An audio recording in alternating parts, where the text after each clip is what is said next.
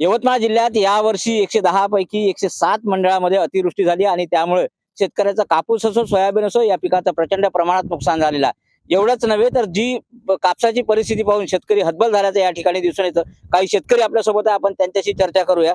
दादा, मला एक सांगा की काय एकंदरीत तुमच्या शेताची अवस्था आहे? शेताची अवस्था म्हणजे एकदमच वाईट आहे। दुरावस्था म्हटलं तरी हरकत नाही। कारण सततच्या पावसामुळे शेतीले नदीचं स्वरूप झालेलं होतं आमच्या शिवारामध्ये।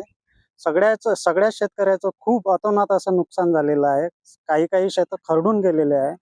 आता पराठीची कंडिशन तुम्ही पाहतच आहात। पराठीला 2-3 असे मोजके बोंड आहे आणि तेही खराब झालेले आहे, सडून गेलेले आहे पूर्ण। म्हणजे काही उत्पन्नाची तर अपेक्षा त्या कापसाकडून राहिलेलीच नाही आम्हाला। सोयाबीनची तीच परिस्थिती आहे। शेतकरी हतबल झालेला आहे। शेतकऱ्यांना एकंदरीत शेतकऱ्याची जी परिस्थिती आहे ती अत्यंत दुरावस्था या ठिकाणी झालेली आहे। पुन्हा काही शेतकरी आहे। दादा, मला एक सांगा की तुम्हाला कशा पद्धतीने कापूस होणार तुम्हाला? मला साहेब दरवर्षी का नाही, मी माझ्याकडे जास्त शेती नाही, 4 एकर आहे। 8-9-10 क्विंटलचा समजा ॲव्हरेज घेतो।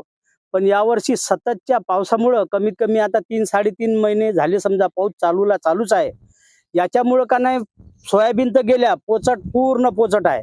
त्याच्यानंतर उरलेला कापूस आहे, तो कापूस का नाही 1-2 घाटर लागलेले आहे। काही झाडं आहे त्याला एक पाती नाही, काही नाही, पूर्ण पिवळ्या पडलेल्या आहे। एक तर बीटीचा माझ्या हिशोबाने कार्यकाळ संपलेला आहे। आता येणाऱ्या जे पात्या आहे, मला नाही वाटत की बा ओरिजिनल म्हणजे कसं ओरिजिनल घाटर राहील म्हणून। तो माझ्या हिशोबाने ते पूर्ण बोंडअळीचे येईल। मला काय म्हणायचं आहे, सरकार मायबाप तुम्ही लक्ष द्या। तुम्ही शब्द दिला होता का आम्ही सत्तेवर बसल्यानंतर तुमचं टोटल कर्जमाफी करू। यावेळेस हीच योग्य वेळ आहे साहेब, करा। हात जोडून विनंती करतो। दसराही गेला, आता दसरा येऊन राहिला, आता त्याच्यानंतर दिवाळी येईल। शेतकऱ्याच्या घरामध्ये सोयाबीन, काही ना काही कापूस, यावर्षी काही बेकार कंडिशन आहे। तुम्ही स्वतः येऊन पहा। आम्ही अकोला बाजार एरियातून बोलत आहोत। तुम्ही तिथं बसल्यान जमणार नाही, तुम्ही आमच्या बांधावर या, इथं येऊन तुम्ही स्वतः येऊन पहा, तुमच्या लक्षात येईल। एकंदरीत या शेतकऱ्यांची मानसिकता आपण समजू शकतो, कशा पद्धतीने यांचं पीक गेलेलं आहे आणि कसे ते हताश झालेले आहे। पुन्हा काही शेतकरी आहे। दादा, मला एक सांगा की म्हटलं जाते की पिकाची अवस्था पाहून शेतकरी हादरून गेलेला आहे, त्याची मानसिकता बिघडलेली आहे। आज शेतामधले जी कपासी आहे ते कपाशीचे बोंड पूर्णतः सडलेले आहेत आणि सोयाबीनचे जे शेंगा आहे ते काहीच भरलं नाही। सोयाबीनच्या शेंगा भरल्या नाही, कपाशीचे बोंड सडले।